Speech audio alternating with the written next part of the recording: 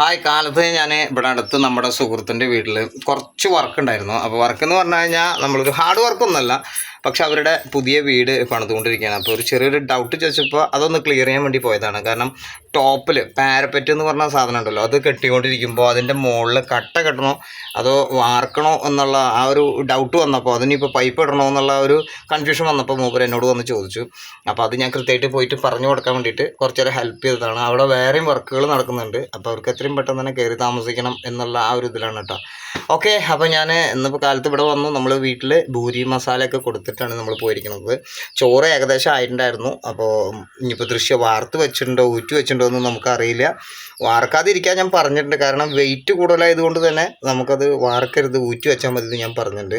അപ്പോൾ അതപ്പോൾ വന്ന് വീട്ടിൽ വന്ന് കയറിയിട്ടുള്ളൂ. എന്താണ് ഭൂരി മസാലയൊക്കെ കഴിച്ചാ? കഴിച്ചു. എങ്ങനെ ഉണ്ടായിരുന്നു ടേസ്റ്റ്? ആ ഒരു എക്സ്പീരിയൻസ് പറഞ്ഞു കൊടുക്കുക. എങ്ങനെ ഉണ്ടായിരുന്നു? അതെയാ, കുറേ നാളായില്ലേ ഭൂരി മസാല മേടിച്ച് കഴിച്ചിട്ട്? ഓക്കെ. അപ്പം ഞാൻ കാലത്ത് ദോശയായിട്ടാണ് കഴിച്ചത്. ഇവർക്ക് ഭൂരി മസാല മേടിച്ചു കൊടുത്തിട്ടാണ് ഞാൻ പോയത്. അപ്പം എന്താ പരിപാടി ഇവിടെ? ഭയങ്കരമായിട്ട് എന്തൊക്കെയോ കാട്ടിക്കൊണ്ടായിരുന്നല്ലോ ഉച്ച വരുമ്പോൾ. എന്താ പറഞ്ഞേ? കാണിച്ചേ. ചിത്രം നോട്ടെ, ചിത്രം വെച്ച് നോട്ടെ, ചിത്രം കാണിച്ചാ നോട്ടെ.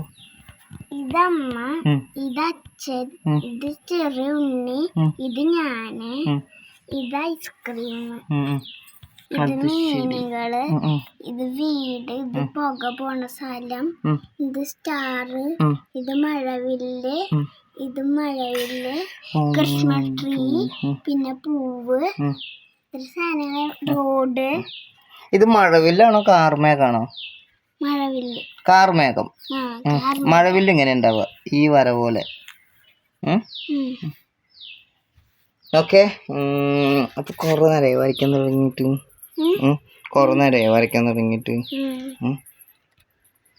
മുടിയൊന്നും വെട്ടണ്ടേ നമുക്ക് ക്ലിയർ ആയിട്ട്? അപ്പൊ ഒരു ആന്റി നമ്മുടെ കമന്റ് എന്താ പറഞ്ഞേക്കണെന്ന് അറിയാം, ഷോപ്പിൽ പോയിട്ട് മുടി വെട്ടണം പറഞ്ഞേക്കണേ. ഇത്രയും നാൾ അച്ഛനല്ലേ വെട്ടി തന്നത്. അപ്പൊ ഷോപ്പിൽ പോയിട്ട് മുടി വെട്ടാനാ പറഞ്ഞിരിക്കുന്നത്. അപ്പൊ എന്ത് ചെയ്യും? വെട്ടാല്ലേ? നമുക്ക് എന്തായാലും ഷോപ്പിൽ പോയിട്ട് ഒരു വട്ടം മുടി വെട്ടണം കേട്ടോ, നല്ല സൂപ്പറായിട്ട്. ഓക്കെ, ചെയ്യാം. അപ്പോ എവിടെ അമ്മയും കുഞ്ഞും? അകത്തുണ്ടാ? ഒന്ന് കാണിച്ചു തന്നെ നോക്കട്ടെ. എവിടെ? അതെയാ?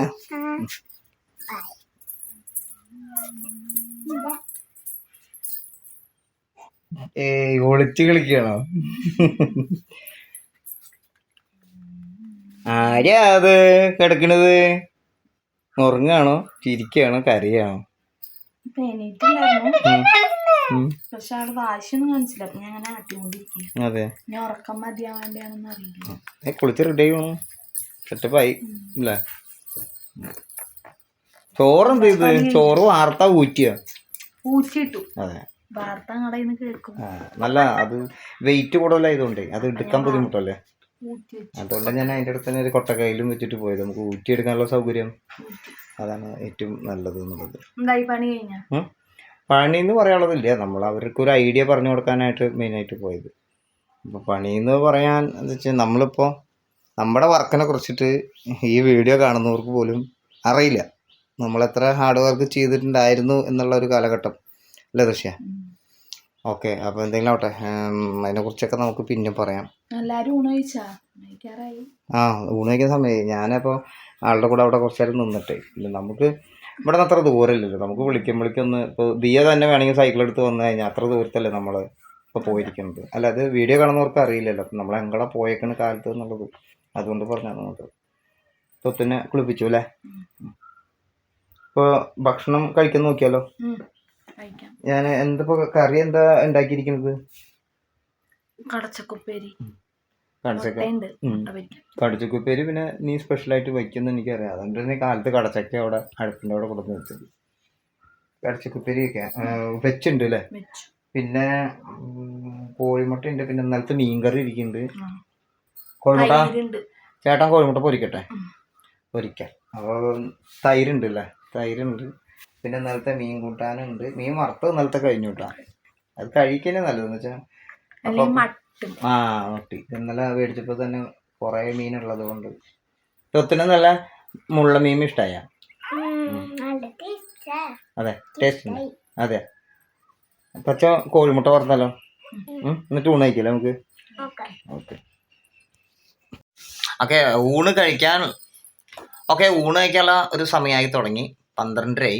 അപ്പോൾ ഭക്ഷണം കഴിക്കുന്നതിന് മുന്നേ നമ്മുടെ വർക്കിനെ കുറിച്ചിട്ട് നമ്മളിതുവരെ പറഞ്ഞിട്ടില്ല. അപ്പോൾ ആ ഒരു കാര്യം വേണമെങ്കിൽ കംപ്ലീറ്റ് ചെയ്യാമെന്നുള്ള ആ ഒരു ഇതിലാണ്. കാരണം ഒരു 16.5 വയസ്സ്, അതായത് ഒരു 16.5 എന്ന് പറഞ്ഞത് 17 വയസ്സായിട്ടില്ല, 16 കഴിയുകയും ചെയ്തു. ആ ഒരു ടൈമിലാണ് ഞാൻ സിമെൻറ്റ് പണിക്ക് ഇറങ്ങണത്. സിമെൻറ്റ് പണിക്ക് ഇറങ്ങുക എന്ന് പറയുമ്പോൾ നമ്മുടെ മാമൻ അച്ഛനൊക്കെ പാരമ്പര്യമായിട്ട് സിമെൻറ്റ് പണിക്കാരാണ്, അതായത് കല്ല് പണിക്കാരാണ്.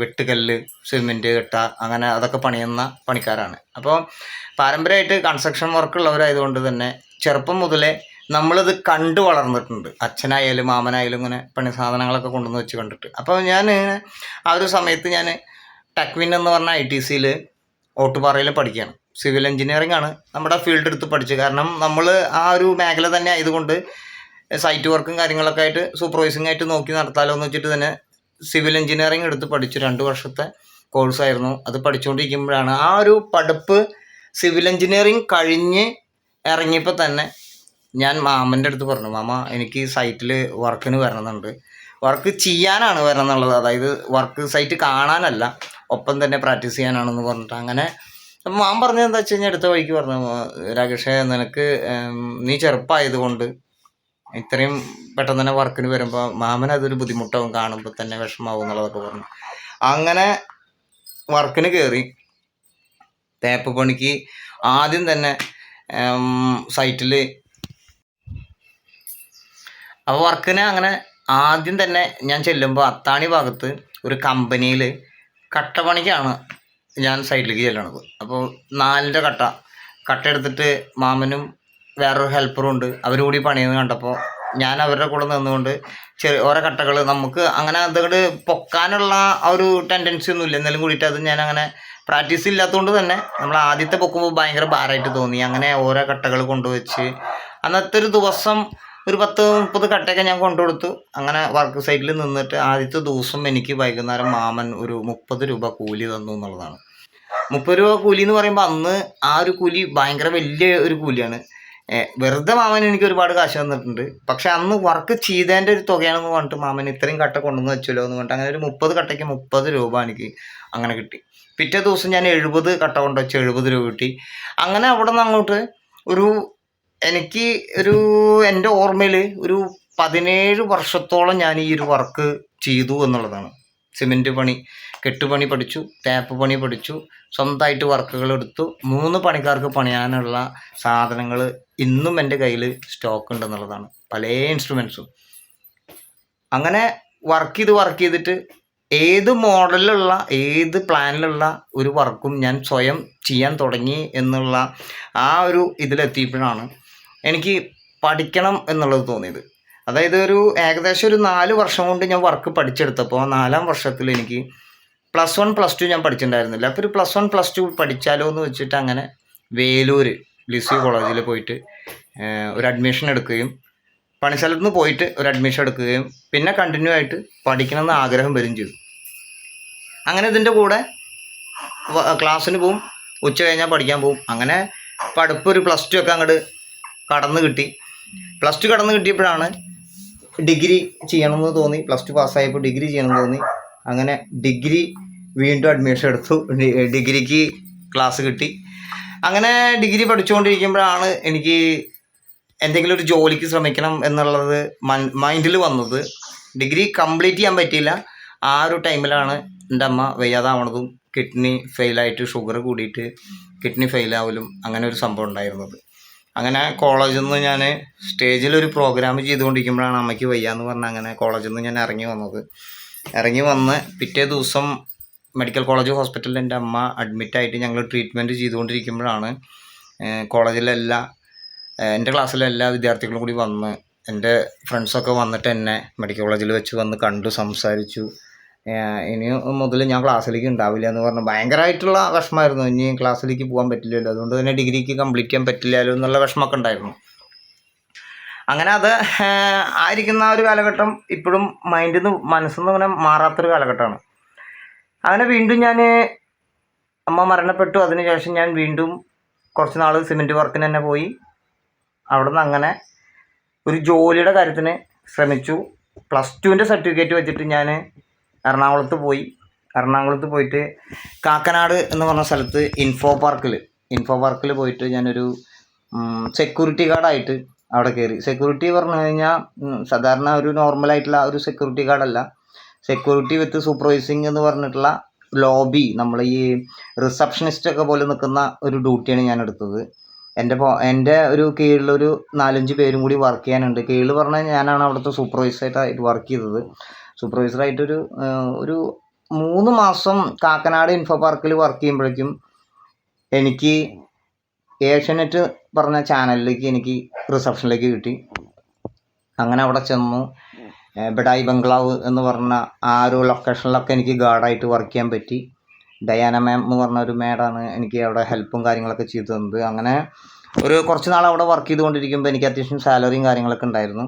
അപ്പോൾ നമ്മുടെ സിമെൻറ്റ് വർക്ക് ഏകദേശം ഉപേക്ഷിച്ച ഒരവസ്ഥയിലാണ് പിന്നെ ഞാൻ അവിടെ ഈ ഒരു ജോലിയും കാര്യങ്ങളൊക്കെ ആയത്. പിന്നെ അമ്മ മരണപ്പെട്ടത് കൊണ്ട് തന്നെ നമ്മുടെ ഈ നാട്ടിൽ നിന്ന് കുറച്ച് നാൾ മാറി നിൽക്കേണ്ട ഒരു ആവശ്യം കൂടി എൻ്റെ മനസ്സിൽ ഫീൽ ചെയ്തപ്പോഴാണ് ഞാൻ അങ്ങനെ നമ്മുടെ നാട്ടിൽ നിന്ന് മാറി നിൽക്കുന്നത്. അങ്ങനെയാണ് ഞാൻ എറണാകുളത്ത് കാക്കനാട് കുറേ നാൾ പോയി നിന്നത്. അവിടെ വർക്ക് ചെയ്ത് അത്യാവശ്യം സാലറിയും കാര്യങ്ങളൊക്കെ ആയപ്പോഴാണ് നാട്ടിൽ ഒരു കല്യാണം വന്നതും ആ കല്യാണത്തിന് ദൃശ്യയെ കാണുന്നതും.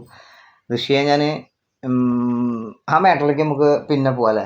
എന്ന് വെച്ച് കഴിഞ്ഞാൽ അത് നമുക്ക് പിന്നെ സംസാരിക്കാം. അതിനെക്കുറിച്ച് നമുക്ക് പിന്നെ സംസാരിക്കേണ്ടായിരുന്നു. അപ്പോൾ 17 വർഷത്തോളം ഞാനൊരു സിമെൻറ്റ് പണി, അതായത് ഈ ഏഷ്യനെറ്റിൽ നിന്ന് വന്നിട്ടും, അതായത് ദൃശ്യ കല്യാണം കഴിച്ചതിന് ശേഷം ഞാൻ കുറേ വർഷത്തോളം ഈ വർക്ക് ചെയ്തു. അങ്ങനെ ചെയ്തുകൊണ്ടിരിക്കുമ്പോഴാണ് കൊറോണയ്ക്ക് ശേഷം എനിക്ക് ഈ വർക്ക് ചെയ്യാൻ പറ്റാണ്ടായത്. കാരണം വലിയ ചുമരും വലിയ സീലിങ്ങൊക്കെ, അതായത് വലിയ സീലിങ്ങൊക്കെ ഒറ്റയ്ക്ക് തേച്ച് ഞാൻ ഇറങ്ങും. ഒരു ഹെൽപ്പർ മാത്രമേ ഉണ്ടാവുള്ളൂ. ഒരു മെയ്സൺ കൂടി വേണ്ട സ്ഥലത്ത് ഞാൻ ഒറ്റയ്ക്ക് ചില വർക്കുകൾ എടുത്ത്, അച്ഛൻ്റെ വർക്കുകളും അച്ഛൻ നാട്ടിലെ ചേലക്കര ഇളനാട് ഭാഗത്ത് വർക്കുകളൊക്കെ എനിക്ക് എടുത്തു തന്നു. ഞാൻ അങ്ങനെ ഒറ്റയ്ക്ക് ഒരുപാട് വർക്കുകൾ എടുത്ത് ചെയ്തു. അതിനുശേഷം നമ്മൾ ലോക്ക്ഡൗണിൻ്റെ സമയത്ത് ഞാൻ ഈ ഒരു വീട് ഒറ്റയ്ക്ക് പണിതു. ഒരു 30 ദിവസം കൊണ്ട് ഈ കാണുന്ന ഈ ഒരു ചെറിയൊരു വീട് ഞാൻ ഉണ്ടാക്കിയെടുത്തു. പിന്നീട് അവിടെ നിന്ന് അങ്ങോട്ട് കൊറോണ വന്നപ്പോൾ ദൃശ്യയ്ക്കും ദിയയ്ക്കും ഇങ്ങനെ കുറച്ച് പേർക്കൊക്കെ കൊറോണ ശരിക്ക് വന്നു എന്നുള്ളതാണ്. വേറെ അസ്വസ്ഥതകളൊന്നുമില്ല, പക്ഷെ കൊറോണ വന്നു. എന്നെ സംബന്ധിച്ച് എനിക്ക് കൊറോണ ശരിക്കും വന്നിട്ടില്ല. എനിക്ക് വന്നിട്ടില്ല. ലക്ഷണം കാണിച്ചത് എനിക്കാണെന്ന് മാത്രം. പോസിറ്റീവായി. അങ്ങനെ കൊറോണയ്ക്ക് ശേഷം എനിക്ക് വലിയൊരു രോഗം തന്നെ വേണമെങ്കിൽ പറയാം. അതായത് ജോയിൻറ്റ് പെയിൻ എന്ന് പറഞ്ഞ സാധനം വന്നു. നമ്മൾ വർക്ക് ചെയ്തിട്ടുണ്ടായിരുന്ന റിസ്റ്റുകൾ കംപ്ലീറ്റ്, എവിടെയും കസാരയിൽ വരെ എനിക്ക് കൈ വയ്ക്കാൻ ഭയങ്കരമായിട്ട് വേദന എന്നുള്ള ഒരു സംഭവം അത് ഭയങ്കരമായിട്ട് അനുഭവിച്ചില്ല. ആ ഒരു ജോയിൻറ്റ് പെയിൻ എന്ന് പറയണത് അത് ഒരു 2 വർഷം ശരിക്കും ജോയിൻറ്റ് പെയിൻ പിടിച്ചില്ലേ. അപ്പോൾ ടെസ്റ്റ് ചെയ്തപ്പോൾ കാൽസ്യം വളരെ കുറവാണ്. അതിൻ്റെ ഭാഗങ്ങളാണ്. അതിലെനിക്ക് 3 പല്ല് നഷ്ടപ്പെട്ടു. പറയുമ്പോൾ ഉള്ളിൽ നിന്നുള്ള ഒരു 3-4 പല്ല് നഷ്ടപ്പെട്ടു. 4 പല്ല് നഷ്ടപ്പെട്ടു അല്ലേ ദൃശ്യ? അപ്പോൾ ശരിക്കും എനിക്ക് എല്ലിനാണ് എനിക്ക് കിട്ടിയത്. അപ്പോൾ ജോയിൻറ്റ് പെയിൻ വന്നതോട് കൂടിയിട്ട് എനിക്ക് ഹാർഡ് വർക്ക്, അതായത് ഞാൻ പൊക്കിയിട്ടുണ്ടായിരുന്ന ഭാരങ്ങൾ മുഴുവൻ പിന്നെ എനിക്ക് കാണാൻ പോലും ആസ്വദിക്കാൻ പറ്റും. അങ്ങനത്തെ ഒരു കാര്യങ്ങൾ മാത്രമായി. കാരണം എനിക്ക് പിന്നീട് ചെയ്യാൻ പറ്റാണ്ടായി ഒറ്റയ്ക്ക്.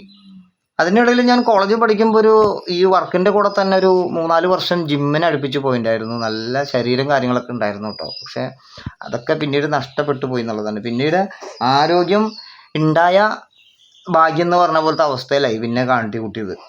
അപ്പോൾ ഇതിന് ശേഷം ഇപ്പോൾ കുറേ നാളായിട്ട് ഡോക്ടർ പറഞ്ഞതെന്ന് വെച്ച് കഴിഞ്ഞാൽ ഹാർഡ് വർക്ക് ഇനി ചെയ്യരുത്, കാൽസ്യം വീണ്ടും ക്രിയേറ്റ് ചെയ്തെടുക്കണം, മരുന്നിലല്ല ഫുഡിലെടുത്താൽ മതി എന്ന് പറഞ്ഞിട്ട് അങ്ങനെ വെജിറ്റബിളൊക്കെ കഴിച്ച് കാൽസ്യത്തിനെ അങ്ങനെ റിക്കവർ ചെയ്ത് കൊണ്ടുവന്ന് ഇരിക്കുകയാണ്. ഈ ഒരു ടൈമിലാണ് സിമെൻറ്റ് വർക്കുകൾ ഞാൻ ഒഴിവാക്കിയത്. അപ്പോൾ എനിക്കിപ്പോഴും സിമെൻറ്റ് വർക്കിന് പോകാൻ സാധിക്കില്ല. കാരണം ബോഡി ഒന്ന് റെഡിയായി വരാനുണ്ട്. എത്ര നാളൊന്നും എനിക്കറിയില്ല. അതുകൊണ്ടാണ് ഞാൻ ഉത്സവങ്ങൾക്കൊക്കെ കച്ചവടങ്ങൾക്ക്, കപ്പലണ്ടി കച്ചവടം, പാനിപൂരി മസാലപൂരി അങ്ങനത്തെ സാധനങ്ങൾക്കൊക്കെ ഇറങ്ങി തുടങ്ങിയത്. അപ്പോൾ ഒരു 6 മാസം എനിക്ക് കച്ചവടം ചെയ്ത് കഴിഞ്ഞാൽ ഒരു 6 മാസം എനിക്ക് റെസ്റ്റ് എടുക്കുക എന്നുള്ളതാണ്. കാരണം ബോഡി ഭയങ്കരമായിട്ട് അത് നമ്മൾ പറയുമ്പോൾ നിങ്ങൾക്ക് അത് ഉൾക്കൊള്ളാൻ കഴിയുമെന്ന് അറിയില്ല. കാരണം എൻ്റെ ഫാമിലിയെ നോക്കാൻ ഞാൻ മാത്രമേ ഉള്ളൂ. അപ്പോൾ അത്രമാത്രം ഞാൻ ഒറ്റയ്ക്ക് ഒരുപാട് വർക്കുകൾ ചെയ്തിട്ടുണ്ട്. ഈ വീട് വരെ ഒറ്റയ്ക്ക് ഒരു ഹെൽപ്പർ ഇല്ലാതെ ചെയ്യാന്ന് പറയുമ്പോഴൊക്കെ ഞാനതൊരു ക്രെഡിറ്റ് ആയിട്ടല്ല. അന്ന് നമ്മുടെ അടുത്ത് പൈസ ഇല്ല. നമ്മൾ ഒരു ഹെൽപ്പർക്ക് കൊടുക്കുന്ന കാശ് ഒരു 500-600 രൂപ ഉണ്ടെങ്കിൽ അതുകൊണ്ട് ഞാൻ അവിടെ എന്തെങ്കിലും ചെയ്യാമല്ലോ എന്ന് വെച്ചിട്ടാണ് അന്നൊരു 10,000-70,000 രൂപയോളം അല്ലേ കുറച്ച് കാശൊക്കെ നമ്മളൊരു ചേച്ചി നമുക്ക് അവരുടെ കുടുംബശ്രീയിൽ നിന്ന് എടുത്ത് തന്ന് ഹെൽപ്പ് ചെയ്തു. ആ പൈസയൊക്കെ നമ്മൾ കൃത്യമായിട്ട് അവർക്ക് കൊടുത്തു. അപ്പോൾ ആ സ്നേഹം അവർക്ക് ഇന്നുണ്ട് നമ്മളോട്. ഇതേപോലെ നമുക്ക് അങ്ങോട്ടും ഉണ്ട് ആ സ്നേഹം. നമ്മുടെ ഒരു അയൽവാസി കൂടിയാണ്.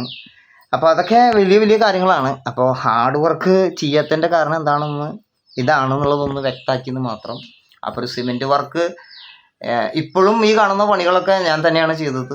എങ്കിലും കൂടിയിട്ട് പുറമേൽ പോയിട്ട് ഇനിയും ഒരു 5 ദിവസം അടുപ്പിച്ച് വേറെ ഏതെങ്കിലും ഒരു കമ്പനിയിലോ അല്ലെങ്കിൽ വേറൊരാളുടെ കൂടെ അല്ലെങ്കിൽ ഇതുവരെ അങ്ങനെ ഉണ്ടായിട്ടില്ല. നമ്മൾ സ്വന്തം വർക്കുകളാണ് നമുക്ക് ചെയ്യാൻ കിട്ടിയിട്ടുണ്ടായിരുന്നത് ഇത്രയും കാലം. കാരണം ഏത് പ്ലാനിലും ഞാൻ ഒറ്റയ്ക്ക് വർക്ക് ചെയ്യും എന്നുള്ള ആ ഒരു കോൺഫിഡൻസ് എനിക്ക് ഇപ്പോഴും ഉണ്ട്.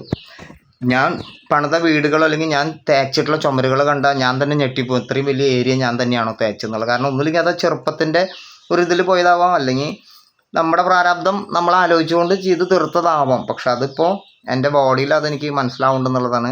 ശരിക്കും കാലൊക്കെ നിലത്ത് വയ്ക്കുമ്പോൾ ഇപ്പോഴും ചില കാൽവേദനകളുണ്ട്, കയ്യിൻ്റെ വേദനകളുണ്ട്. കസാരയിലൊക്കെ കയ്യിൻ്റെ അടിഭാഗം അമർത്തി വയ്ക്കുമ്പോൾ അതൊക്കെ ഒന്നിങ്ങനെ എയിമായി വരുന്നുള്ളൂ.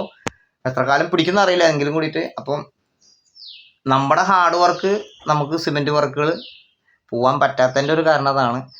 അത് ഞാൻ എൻ്റെ ജീവിതത്തിൽ നമ്മളിങ്ങനെ ഒരു കടകളിൽ പോയി നിന്നിട്ടുള്ള ഒരു ശീലങ്ങളോ അല്ലെങ്കിൽ വേറെ എന്തെങ്കിലും അങ്ങനെ ഒരു തൊഴിലെടുത്തിട്ടുള്ള ഒരു അറിവില്ല. പിന്നെ ഒരു ഓഫീസ് വർക്കായിട്ട് ഇരിക്കാനോ അല്ലെങ്കിൽ കിട്ടുന്ന ഒരു ശമ്പളം 10,000 രൂപ കൊണ്ട് ജീവിച്ചു പോകുക എന്നുള്ളതല്ല. ഒരുപാട് കാശ് കയ്യിൽ വന്നുകൊണ്ട് തന്നെ നമ്മളൊരു 1000 രൂപയുടെ പണിക്കാരനായ ഒരാളായതുകൊണ്ട് തന്നെ 300 രൂപ 500 രൂപയ്ക്ക് നമുക്ക് പണിയെടുക്കാനുള്ള മനസ്സ് വരുന്നില്ല എന്നുള്ളതാണ്. പക്ഷെ നമ്മുടെ അവസ്ഥ നമ്മൾ സ്വയം മനസ്സിലാക്കിയപ്പോഴാണ് ഞാനൊരു ബിസിനസ്സിലേക്ക് കടന്നത്, കപ്പലണ്ടി കച്ചവടത്തിലേക്കൊക്കെ കടന്നത്. അതാകുമ്പോൾ 6 മാസം ഉത്സവ കച്ചവടം ആകുമ്പോൾ അത്യാവശ്യം കാശും കാര്യങ്ങളൊക്കെ നമ്മുടെ കയ്യിൽ കിട്ടും. ഞങ്ങൾ ഭയങ്കരമായിട്ട് നമ്മൾ സേവ് ചെയ്ത് വെക്കും. മഴക്കാലം വന്നാലും നമുക്ക് കഴിഞ്ഞു പോകാനുള്ള ഒരു ഫണ്ട് നമ്മുടെ കയ്യിലുണ്ടാവും. അത് അങ്ങനെയൊക്കെ തന്നെയാണ് ഇപ്പോൾ കൃഷിയുടെ പ്രസവവും ആദ്യത്തെ പ്രസവവും ഈ ഒരു പ്രസവമൊക്കെ നമ്മൾ കടന്നു കഴിഞ്ഞത്. ആദ്യത്തെ പ്രസവത്തിന് നമ്മുടെ കയ്യിൽ കാശ് സേവ് ഉണ്ടായിരുന്നു. നമ്മൾ ഗോൾഡായിട്ടായാലും പൈസ ആയിട്ടായാലും ആ സമയത്ത് നമ്മൾ സിമെൻറ്റ് വർക്കായിരുന്നു കേട്ടോ. ആ സമയത്തൊക്കെ നമ്മൾ സിമെൻറ്റ് വർക്കാണ് ചെയ്യേണ്ടായിരുന്നത്. ഈ ഒരു ഇപ്പോഴത്തെ ഒരു ഡെലിവറി അതായത് അവിടെ ആ ഒരു ടൈമിലാണ് നമ്മൾ സിമെൻറ്റ് വർക്ക് ഒഴിവാക്കിയിട്ട് ഇപ്പോൾ ശരിക്കും സിമെൻറ്റ് വർക്കിന് പോയിട്ട് എത്ര നാളായിട്ടുണ്ടാവും? ശരിക്കും ഒരു 2-3 കൊല്ലമായിട്ട് ഇപ്പോൾ ശരിക്കും സിമെൻറ്റ് വർക്ക് ഒഴിവാക്കിയിട്ടിരിക്കുകയാണ്. ഇപ്പോൾ ഏറ്റവും കൂടുതലായിട്ട് കച്ചവടങ്ങൾ ഇത്തിരി ഉറക്കുളയ്ക്കണം എന്നുള്ള പരിപാടിയാണ്. എന്നാലും കൂടിയിട്ട് ചില സമയത്ത് ചില സ്ഥലങ്ങളിലൊക്കെ കച്ചവടങ്ങൾ പൊട്ടി നാശവും. പക്ഷെ ചിലവിടെ ചിലപ്പോൾ നമുക്ക് വിചാരിക്കത്തേക്കാൾ കൂടുതൽ 800 രൂപ കിട്ടിയ ഇവിടുന്ന് 8000 രൂപ വരെ കൊണ്ടുവന്ന ഒരു അനുഭവം ഉണ്ടായിട്ടുണ്ടെന്നുള്ളതാണ് ഉത്സവ കച്ചവടത്തിന്. ഓക്കെ, അപ്പോൾ എന്തായാലും അതിനെക്കുറിച്ച് പറഞ്ഞൊന്നും മാത്രം. അപ്പോൾ ഇന്ന് ഇപ്പോൾ കുറേ നാളുകൾക്ക് ശേഷം ഒരു പുറമേലേക്കൊരു വർക്ക് നോക്കാൻ വേണ്ടി പോയതാണ്, വർക്ക് ചെയ്യാനല്ല. അപ്പോൾ നമുക്ക് നോക്കിയാൽ അറിയാം എത്ര പ്ലാനാണ് എത്രയാണെന്നുള്ളതൊക്കെ. അപ്പോൾ അതിനെക്കുറിച്ച് പറഞ്ഞൊന്നും മാത്രം. ഇനിയും വിശേഷങ്ങൾ ഒരുപാട് പറയാനുണ്ട്, ഞങ്ങളെക്കുറിച്ചിട്ട് ഞങ്ങൾക്ക് ഇനി ഒരുപാട് പറയാനുണ്ട്. അപ്പോൾ ഓക്കെ, എന്തായാലും ഞാൻ കോഴിമുട്ടയൊക്കെ പൊരിച്ചിട്ട് ഞങ്ങൾ ഊണ് കഴിക്കാൻ നോക്കാം. എല്ലാവരും ഭക്ഷണം കഴിച്ചെന്ന് വിചാരിക്കുന്നു. നമ്മുടെ ഒരു സുഹൃത്ത് കുറച്ച് നേരത്തെ ഒരു മെസ്സേജ് കണ്ടു, ലൈവ് വരുമ്പോൾ ഒരു പോസ്റ്റ് ഇടണം എന്നുള്ളത്. തീർച്ചയായിട്ടും വരുന്നതിന് മുന്നേ എന്തായാലും പറയാൻ നമ്മൾ പരമാവധി ശ്രമിക്കാം. ഇല്ല പെട്ടെന്ന് തന്നെ ഫ്രീ ആണെങ്കിൽ ചിലപ്പോൾ അപ്പം ചെയ്യുന്നു മാത്രം, ഒന്നും വിചാരിക്കരുത്. ഓക്കെ.